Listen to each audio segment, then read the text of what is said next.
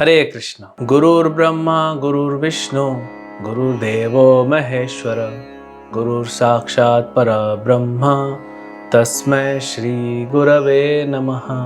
भारत में सभी इस श्लोक को जानते हैं, कोट करते हैं, अपने गुरु को ग्रीट करते हैं। लेकिन ये श्लोक कहाँ से आया, किसने कहा, इसका अर्थ क्या है, थोड़ा आज उस पर चर्चा करें। ये श्लोक शिव जी माता पार्वती को समझाते हैं। गुरु की महिमा समझाते हुए शिव जी ने गुरु गीत लिखा, जिसमें से एक ये श्लोक है जो स्कंद पुराण के उत्तर खंड में आता है। तो हम ये समझते हैं कि गुरुर ब्रह्मा गुरुर विष्णु गुरुर देवो महेश्वर।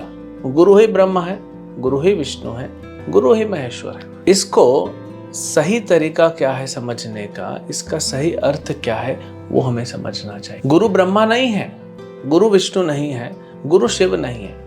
अगर गुरु ही ये सब हैं, तो फिर ब्रह्मा विष्णु महेश की क्या आवश्यकता है? गुरु ही चलाए पूरी सृष्टि को। हम देखते हैं कि पूरे विश्व में हर कोई गुरु बना घूम रहा है। बहुत सारे गुरु हैं। अब प्रामाणिक गुरुओं की हम बात कर रहे हैं, जिनके अपने जीवन आप देखेंगे तो अस्त व्यस्त हो चुका है। भौतिक इच्छाएं, कामनाएं भरी पड़ी हैं हृदय में, दुख दर्द सब उनके जीवन में है। तो फिर कैसे वो ब्रह्मा हो गए, वो विष्णु हो गए या शिव हो गए? गुरु कौन बन सकता है? श्री रूप गोस्वामी हमें समझाते हैं एक ग्रंथ में, गुरु कौन है?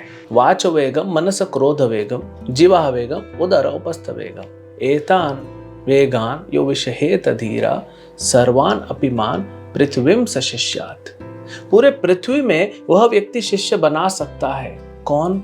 जिसने इन 6 वेगों को अपने वश में कर लिया हो। जीवा वेगम उदर उपस्थ वेगम, जिसने अपनी जीवा पे, अपने मन पे, अपने क्रोध पे, अपने खाने के जो क्षमता है, इस सब के वेग को अपने वश में किया है। तो इसीलिए प्रामाणिक गुरु अलग होता है और तथाकथित गुरु अलग होते हैं। मान लीजिए एक राजा है और वे राजा अपने एक टैक्स कलेक्टर को, जो टैक्स कलेक्ट करते एजेंट, उनको आपके घर भेज रहे हैं कि आपने इतना इतना इनकम किया है, अब टैक्स देने का समय आ गया है तो टैक्स दीजिए।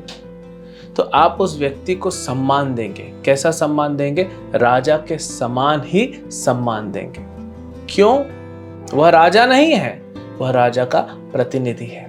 उसके प्रकार सम्मान देंगे, उसको टैक्स देंगे, खिलाएंगे पिलाएंगे, बैठाएंगे, आराम से सत्कार करेंगे। लेकिन इसका मतलब ये थोड़ी है कि वह टैक्स कलेक्टर जाके राजगद्दी पे बैठ जाए, वो राजा बन गया। राजा का प्रतिनिधि होना राजा के समान है, लेकिन राजा नहीं है। तो असली गुरु कौन होता है? प्रामाणिक गुरु कौन होता है? जो भगवान विष्णु, शिव और ब्रह्मा का प्रतिनिधि है। शिव जी वो समझाना चाहते हैं कि ये प्रतिनिधि है। भगवान विष्णु अपने शुद्ध भक्त को भेजते हैं हमारे पास, हमको भक्ति सिखाने के लिए, हमको भक्ति कराने के लिए, धर्म क्या है वो सिखाने के लिए। क्योंकि विष्णु परम शुद्ध है और हम अशुद्ध हैं, संपर्क हो नहीं सकता।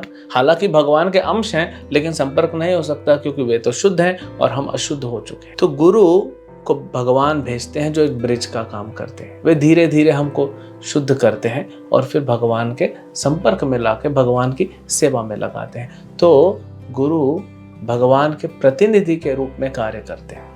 इसलिए सम्मान जो गुरु को देना चाहिए वो भगवान के समान होना चाहिए, लेकिन वे भगवान नहीं है। ये तो मायावाद सिद्धांत हो जाएगा कि गुरु भगवान हो गए। गुरु जीव है, जीव कैसे विष्णु तत्व हो जाएगा? नहीं हो सकता। जीव कभी भगवान नहीं बन सकता क्योंकि वो कैटेगरी अलग है, लेकिन वे शुद्ध हो चुके हैं। जैसे हमारे एक आचार्य श्री विश्वनाथ चक्रवर्ती ठाकुर कहते हैं, साक्षात हरित्वेन समस्त शास्त्र, कि समस्त शास्त्रों में क्या लिखा है कि गुरु कैसे हैं? साक्षात हरि के समान है। इसका मतलब नहीं कि वे हरि हैं, वे हरि के प्रतिनिधि हैं, हरि को प्रिय हैं। किंतु प्रभोर या प्रिय एव तस्य वंदे गुरु श्री चरणारविंदम। किंतु प्रभोर, क्यों? क्योंकि वे भगवान को बहुत प्रिय होते हैं। क्यों प्रिय होते हैं? संसार में हम जैसे भटके हुए जीवों को वे वापस लाते हैं, इसलिए वे कृष्ण को बहुत प्रिय हैं। गुरु जो होने चाहिए परंपरा में होने चाहिए। अब बहुत से लोग संसार में गुरु बने हैं, उनसे पूछिए आपके गुरु कौन है? हमारा कोई गुरु नहीं, हमको किसी गुरु की आवश्यकता नहीं है। अगर आपको किसी गुरु की आवश्यकता नहीं है तो मुझे भी आप जैसे गुरु की आवश्यकता नहीं है। आप बोल दीजिए भाई, जिसका गुरु ना हो वो कैसे गुरु बना? कोई स्टूडेंट टीचर बनता है तो पहले वो स्टूडेंट होता है ना। वंदे कृष्णम जगत गुरु, कृष्ण तो असली गुरु है।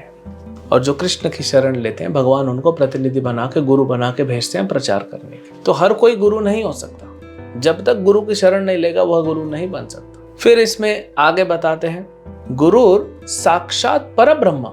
अब ब्रह्मा विष्णु महेश की बात हो गई, तो फिर शिव जी क्यों परब्रह्म को अलग से संबोधित कर रहे हैं? तो कुछ लोग कहते हैं कि जो ब्रह्मन है, जो दिव्य ज्योति है, जिसका कोई स्वरूप नहीं है, वहां से ब्रह्मा विष्णु महेश आए हैं, इसीलिए परब्रह्म जो ब्रह्म है उससे ऊपर है। लेकिन ब्रह्म क्या है? दिव्य ज्योति तो भगवान कहते हैं गीता में कि जो ब्रह्मन है, ये जो दिव्य ज्योत है, ये तो मेरा शरीर से निकला हुआ तेज है।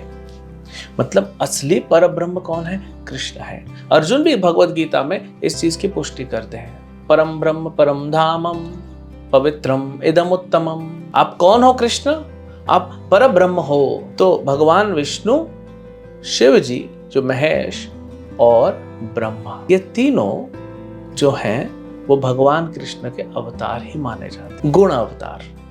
इस संसार को चलाने के लिए 3 गुण हैं, तमोगुण, रजोगुण, सतोगुण। तमोगुण को जो संभालते हैं, जो कंट्रोल करते हैं, वह शिव जी, इसीलिए संहार करते हैं। ब्रह्मा जी रजोगुण को कंट्रोल करते हैं और भगवान विष्णु सतोगुण को कंट्रोल करते हैं। लेकिन परब्रह्म जो है वह भगवान कृष्ण है, वहीं से सब आते हैं। भगवान कृष्ण से सारे अवतार प्रकट होते हैं, अपना अपना जो उनका रोल रहता है। लेकिन सभी भगवान है, विष्णु हो, भगवान नारायण हो, भगवान राम हो, ये सब भगवान है। लेकिन सबके स्रोत कौन है? वे है भगवान कृष्ण। इसीलिए हमको सावधान होना चाहिए। देखिए, राजा ने जिस टैक्स कलेक्टर को भेजा वो असली है कि नकली है, पता लगाना आपकी जिम्मेदारी है। कोई व्यक्ति आ जाएगा उठ के, मैं राजा का प्रतिनिधि हूँ, मुझे टैक्स दे दो, उसका आइडेंटिटी तो चेक कीजिए, पता तो लगाइए कि ये सही है कि गलत है। इसलिए शास्त्रों में दिया हुआ है जिससे हम समझ सके कि असली गुरु कौन होता है, उसका व्यवहार, उसके गुणों से हमें पता पड़ता है। तो हम सबको क्या करना चाहिए? ये शास्त्रों को पढ़ना चाहिए। भगवत गीता पढ़िए, भागवतम पढ़िए, पता पड़ेगा कि असली गुरु कौन है। फिर उस गुरु को ढूंढिए, ऐसे प्रामाणिक गुरु को ढूंढिए जो गुरु परंपरा में आता हो। और ये गुरु परंपरा गुरु से लेकर कृष्ण तक जाती है। अगर वो परंपरा कृष्ण तक नहीं जाती है, मतलब वो प्रामाणिक गुरु नहीं है, क्योंकि कृष्ण ने ही सारी सृष्टि प्रारंभ करके ये परंपरा बनाई है। तो ये हमारी जिम्मेदारी है, हम प्रामाणिक गुरु के बारे में समझें, प्रामाणिक गुरु ढूंढें और उनके चरणों में शरण लें, उन्हें हम नमन करें। ऐसे प्रामाणिक गुरुओं को नमन करते हैं। तस्मै श्री गुरवे नमः। हरे कृष्ण।